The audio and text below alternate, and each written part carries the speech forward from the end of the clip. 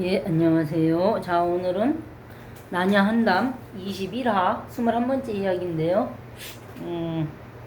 지난 시간에 또 맹자 가지고 또 정치 얘기를 했으니까 이제 이번 시간에는 한시를 한 수 좀 간단히 보려고 그러는데요. 여러분들 아마 암행어사 하면 박문수 가장 많이 생각하실 거예요. 조선시대 암행어사 하면. 사실 박문수는 암행어사로는 나간 적이 단 한 번도 없어요. 수십 년 관료 생활하면서.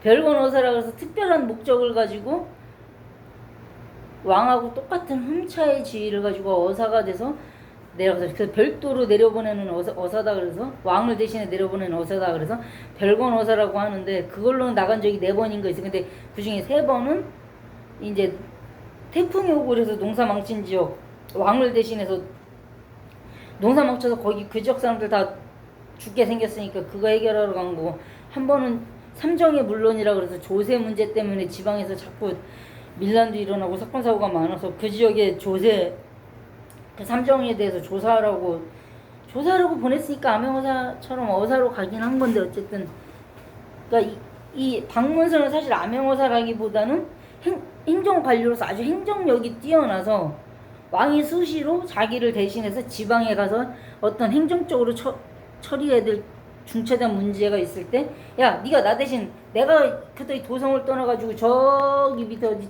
전라도 어디 저 끄트머리 가서 일하고 있을 수는 없으니까 네가 나 대신 가서 하고, 네가 웬만한 거 다 알아서 처리하고 나한테 그냥 보고만 해. 그 정도로 이제 이 사람의 행정 능력을 믿어서 이제 보내는 건데, 그랬더니 박문수가 아직은 벼슬살이를 안 하고 과거 수험생이 돼서 과거보러 별시 3년에 한 번씩 있는 과거를 보러 한양을 1723년에 올라가는데, 천안에서 한양으로 쭉쭉쭉 가야 되는데 가다가 사실 이 박문수의 어머니가 어떤 꿈을 꾸셨다 그래요. 그래가지고 꿈 내용은 지금 전하지는 않는데 박문수한테 이 애미가 꿈을 꿔서 그런다. 그래서 집히는 데가 있어서 그러니 조금 돌아서 가더라도 반드시 칠장사를 거쳐서 가거라. 그 칠장사에 가면은 애미가 이거저거 간단히 이렇게 조그맣게 제 한번 지낼 만큼 음식물을 싸갖고 하인 저기 붓짐에다가 지어갖고 같이 가면 되니까 뭐 육아 이런 거 싸서 같이 싸갖고 가서 어디냐? 칠장사에 있는 나은정 가서 네가 직접 거기서 기도하고 밤새 기도하겠다고 하고 거기서 기도하다가 거기 그 나은정에서 자고 그러서 과거 시험 보러 가거라. 그래서 이 박문수가 어머니 말한 대로 칠장사를 들러서 육아거리부터 시작해서 뭐 이렇게 전 포목 뭐 이런 거 있는 거 어머니가 싸주신 거 가지고 조금 올려놓고, 뭐 유생이다 보니까 불교 우리 스님들 식으로 연불은 못하겠지만 지 나름대로는 기도를 한다고 하다가 진짜 그냥 쓰러져서 졸려갖고 잠이 들었는데, 하루 종일 걸었으니 얼마나 피곤했겠어요. 잠이 들었는데 이 나한전에 칠장사라 7분의 나한을 모시고 있는데, 이 7분의 나한이 야, 과거에 조선시대 과거가 시험이 첫 번째는 우리 식으로 말하면 약간 논수령이라서 왕이 직접 그러니까 대과라 그래서 한양까지 올라서 보는 왕 앞에서 보는 시험은 다 왕이 직접 시험 문제를 내는데, 첫 번째가 실온이라 그래서 뭐냐면 지금 우리 식으로 하면 약간 논수령 인식인 건데, 뭐 지금 예를 들어서 제주도에 가뭄이 들었다 한다. 가뭄 해결 방법에 대해서 논하라. 뭐 이런 거. 아니면은 뭐 옛날에 뭐 주나라의 무왕이 뭐 무슨 일 때문에 이런 고사가 있다. 정치와랑 관련된 고사가 있다. 그 고사에 대해 논하라. 어디서 시험 문제가 어떻게 나올지는 모르는데 다 정치 시책에 대해서 논하라. 그래서 시론이라 그래요. 시책에 대해 논하라. 근데 이 시론을 암만 잘 써도 사실은 진짜 점수 100점이 더 큰 거는 시론 다음에 있는 거. 문자 그대로 시부라 그래서 시를 쓰게 해요. 그러니까 시 제목만 하나 딱 던져주고 시 쓰게 해요. 그 자리에서 즉석에서. 약간 백일장 비슷하죠. 그래가지고 자유주제가 아니고 그 시 주제도 왕이 정해져. 그러니까 왕이 미리 딱 써갖고 전날쯤에 딱 1페이지로 그냥 쫙 써갖고 쫙 그걸 이제 걸어주면 그거 보고 그 제목으로 막 머리 굴려고 시를 써야 되는 거예요. 근데 이 시라는 게 운율도 있어야 되고 막 또 언어적으로 함축도 시켜야 되고 막 이러다 보니까 웬만한 어떤 문학적인 소양이 없으면, 그러니까 인문학적인 소양이 없으면 그 갑자기 시제 하나 뚝 던져준다고 빠바박 안 나와요. 그렇기 때문에 이 사람이 평상시 얼마나 공부를 한 놈이고 얼마나 어떤 뭐 유교의 그 13경이라서 4서3경 이런 것뿐만 아니라 많은 글들을 보고 접해오고 자기가 또 시를 여러 번 자기가 지어보기라도 해보고 이런 걸 한 놈인가를 보기 위해서 그런 식으로 과거 시험에 두 가지 이제 과목을 보는데, 이 박문수가 그 시를 쓰는 그 두 번째 시간에 딱 시제 걸린 걸 보니까 이야, 우리 엄마 꿈이 기가 막히구만. 칠장사의 그 일곱 나한님들이 알려주신 시 제목이 그대로 나온 거예요. 근데 이 칠장사 일곱 나한들이 시 제목만 가르쳐 주신 게 아니라 그 시 제목에 맞는 시 내용을 한 줄씩 지어주셨어요. 꿈속에서. 또 7줄을 지어주신 건데 그걸 다 기억을 하고 있어. 이 정도만 돼도 무슨 박문수도 머리가 나쁜 건 아니지. 꿈에서 꿈결에 한 번 들은 거 한 상태에서 듣고서 기억을 했어요.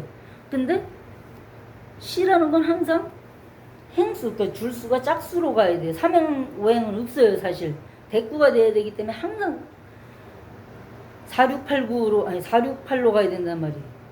근데 7행만 써갖고 하면은 시가 안 돼요. 이건 미완성의 시거든. 그래갖고 나은님들한테 꿈속에서 사진을 한번 개겼어요. 박문수가.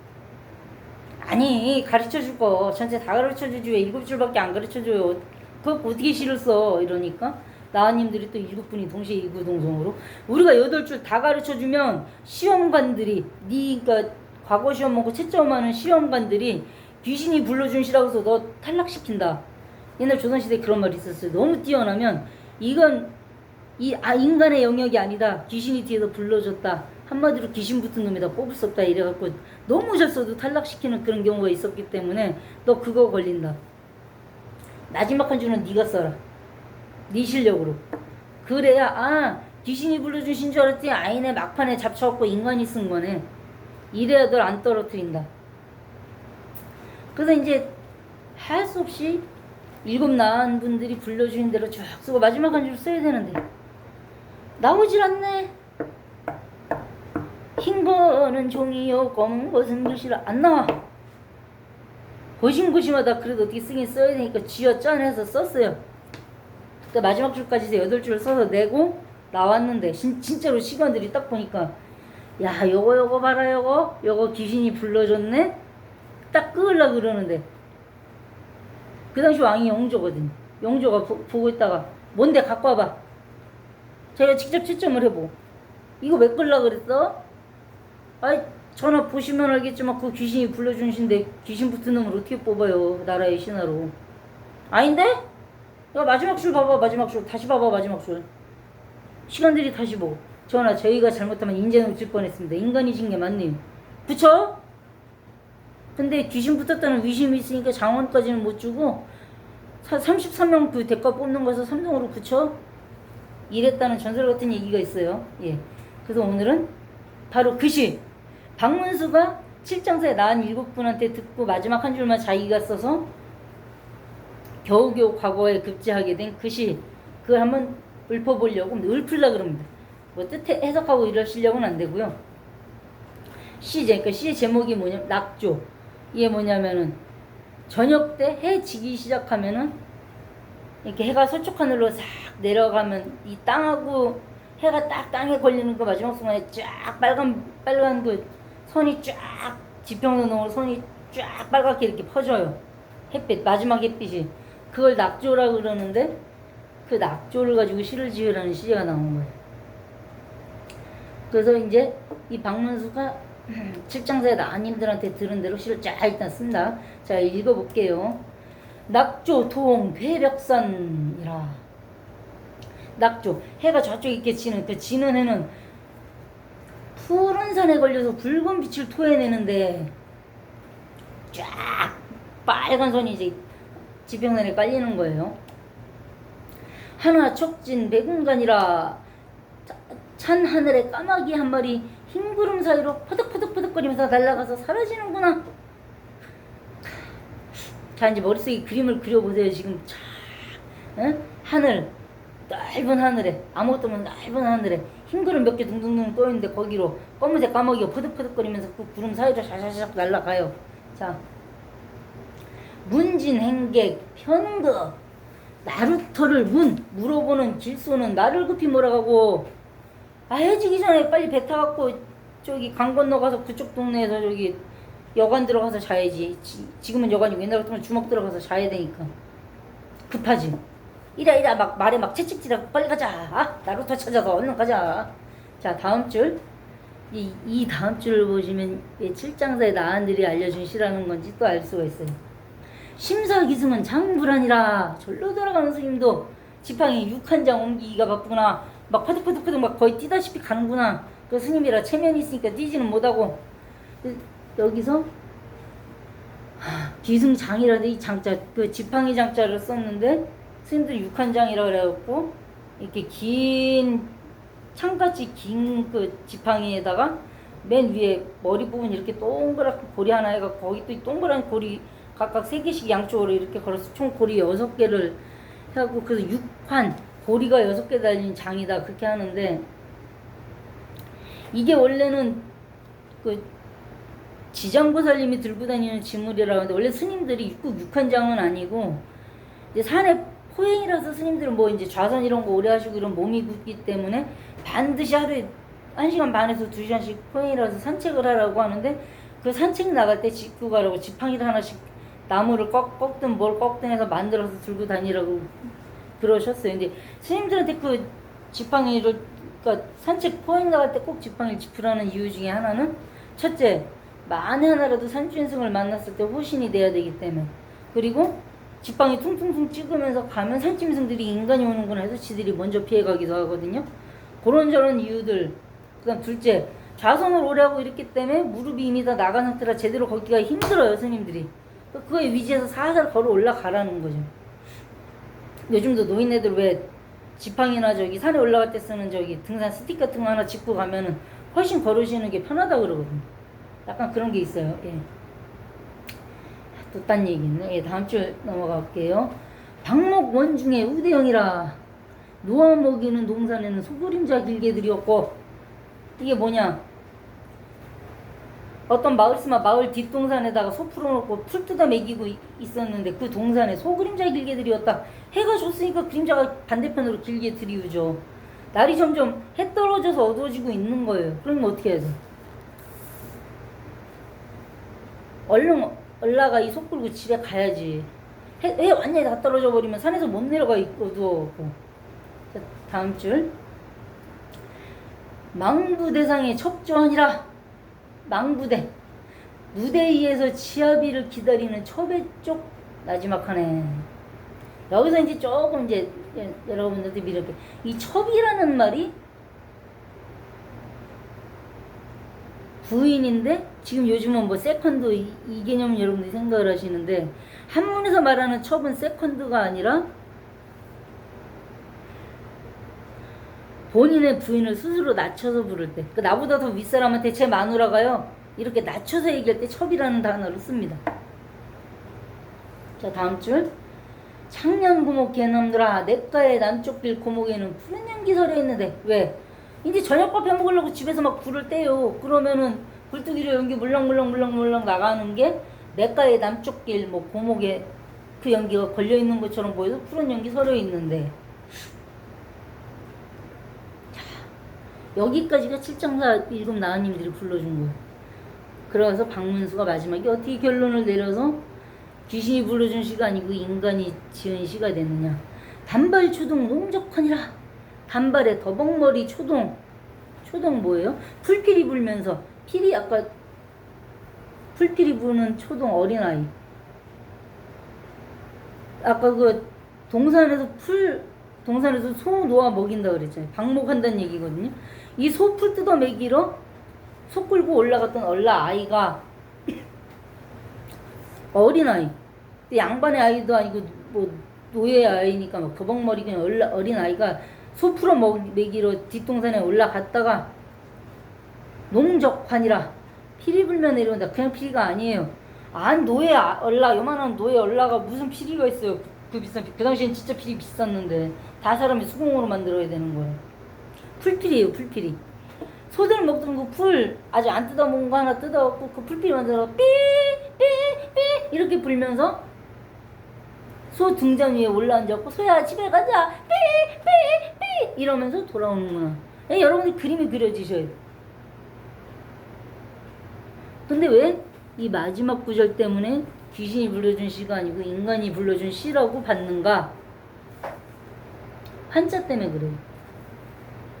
이 한자 때문에 아분이라는 게 있어요. 시에는 조선시대 그러니까 한문으로 된 시는 아분이라는 게 있어서 운율을 맞춰야 된다 그러는데 운율이 안 맞았다 그래요. 근데 제가 이 한시의 뜻 사실 전공이 아니라서 정확히 모르겠는데 바로 이 환 말고 뭔가 운율이 맞으면서도 같은 뜻으로 쓸 수 있는 글자를 썼어야 100% 이건 귀신이 불러준 시네 해갖고 낙방을 시키는데 여기서 한 글자 사실 실수가 나온 거죠. 이 도라로 한자 쓰면 안 된다는 거예요. 요 박문수의 시는 제가 나중에 영상 올릴 때는 원문하고 번역문 올려드릴 테니까 그거 보시면은 제 말이 무슨 뜻인지 아실 거예요. 이게 도라로 한자로 썼어요. 농적환 피리 적자 써서 피리 불면서 돌아온다 했는데 한자 말고 다른 글자 썼어야 된다는 거죠. 한자로 쓰면 운율이 안 맞는다. 그 마지막 하나를 놓쳤다. 고로 이거는 인간이 실수한 거다. 이것까지 제대로 완벽하게 한자가 아니라 그 운율에 맞는 글자 제대로 찾아서 썼다 그러면 이 새끼 이건 귀신이 뒤에서 불러줬구만 이렇게 될 텐데. 그러니까 칠장사 나은님들이 그래서 마지막 줄은 네가 알아서 써. 우리가 그것까지 불러주면 귀신이 지어준 시라고 너 낙방이 한마라고 하셨던 그 말이 맞는 말씀이셨죠. 예. 그러니까 이 박문수라는 정말 조선 중기에서 후기로 넘어가는 영조 그 시기에 영조와 사도세자 그 시기에 정말 행정 능력이 천재 소리 행정의 달인 소리 들어서 왕이 믿고 나 대신해서 네가 어사하니까 어사는 사실 왕을 대신해서 내려갔기 때문에 왕이 갖고 있는 모든 권한을 다 임시로긴 해도 위임받아 내려가요. 그 지방에. 그 지방이 관찰사 지금 우리 식으로 말하면 도지사도 어사가 딱 와서 딱 앉으면 저 밑에 당 밑에서 서갖고 얘기 들어야 되고 말 안 들으면 본인이 데려간 군군들 시켜갖고 야 쟤 말 안 듣는다 옷 뺏겨라. 그 자리에서 옷 뺏겼고 곤장 때린 다음에 왕을 대신해서 유배까지도 보내버려. 관찰사만 정 이쁜 지금 우리 식으로만 장관급인데 장관급을 지 마음대로 사직시키고 파직시키고 잘라버리고 또 비리 이런 거 나오면 야 옷 뺏겨갖고 형틀을 묶어 권장 쳐. 그러니까 정상품의 당상관하고 당하관이로 나뉘는데 정상품의 당상관부터는 왕명 없이는 원래는 파직도 못하고 유배도 못 보내고 권장 포함해서 그 어떤 몸에 체형도 못 가하는 게 맞아요. 근데 어사기 때문에 그게 가능한 거예요. 그러니까 춘향전에서도 암행어사 출제에서 어사가 들어와서 변학도 유배 보내버린다. 장 20대인가 10대인가 친 다음에 가능합니다. 이몽룡이 다른 벼슬로 해갖고 왔으면 불가능한데 암행어사라도 어사는 의사잖아요. 어사가 뭐다? 왕을 대신해서 내가 이 자리에 앉아있는 거예요. 그리고 변학도 같은 경우는 고을 원님이라 그래서 총 5품인가 6품밖에 안 돼요. 근데 이 사람은 지금 절도사 예를 들어 그러면은 손을 못 대는 게 원래 맞는 거예요. 영의정이 내려와도 절도사 뭘 잘못했으면 혼을 좀 내고 할 수는 있어도 벼슬에서 쫓아내고 유배 보내고 유배 가기 전에 장부터 맞고 가 이거 못해요. 근데 별건 어사로 갔기 때문에 하는 거거든요.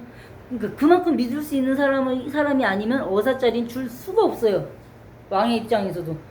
제 어사 내보냈더니 갖고 개판치면 어떻게 막을 길이 없거든. 그 정도로 왕이 믿질 않으면 어사를 안 내보내는데 그렇게 왕이 믿어서 어사를 4번이나 내보냈던 박문수의 벼슬살이 시작하기 전에 과거 지금 우리 식으로 하면 공무원 시험 수험생이던 시절에 그런 전설 같은 칠장사의 나한전에 얽힌 전설 같은 이야기였고요. 제가 아까 앞에 칠장사의 나한전에 7분 칠장사이기 때문에 나한 7분이 이제 모셔져 있다 했는데 그럼 이 나한 7분은 누구냐? 보통 우리가 나한 하면 뭐 16난, 500난, 뭐 800난 뭐 이렇게 얘기를 하는데 도대체 이 7분의 나한이라는 건 불교 경전 어딜 뒤져봐도 나한님들 숫자가 7으로 돼 있는 데가 없어요. 이 7장사 말고는. 왜일까요?